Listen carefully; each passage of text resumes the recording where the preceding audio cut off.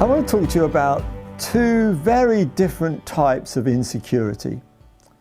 There's one type of insecurity which is obvious to us all. We can spot it, sometimes in ourselves, sometimes in others.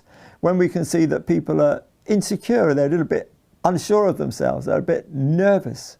And we reach out to them and want to help them. And very often they're reaching out to us because sometimes that insecurity is all about, take me to a place where I can be secure. Take me to a rock that I can stand upon. But there's another type of insecurity which is much more challenging. It's the insecurity of those who think that they're secure, but are basing that conviction on a false premise. A good example, of course, is the one that Jesus told, where he said, there was a man who built his house upon a rock, and there was a man who built his house upon the sand.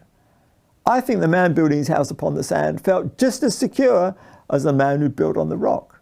He wasn't aware that the sand was precarious. He was quite convinced that the walls were strong and everything was there.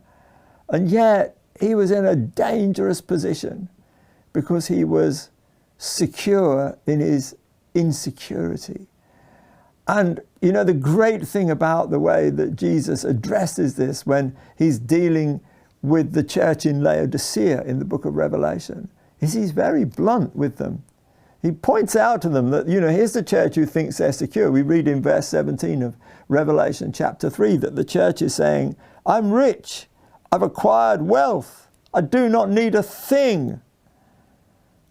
And the Lord Jesus says, but you do not realize that you are wretched, pitiful, poor, blind, and naked.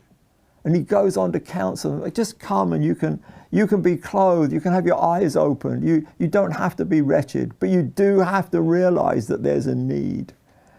And I think it's so good that the Lord addresses us in this kind of way, when we're secure in our insecurities, and says, look, you need to come onto proper ground and be truly secure. So let's be open.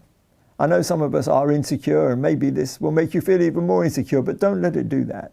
Just come to this place where you're talking to the Lord and allowing the Lord to bring you onto that rock.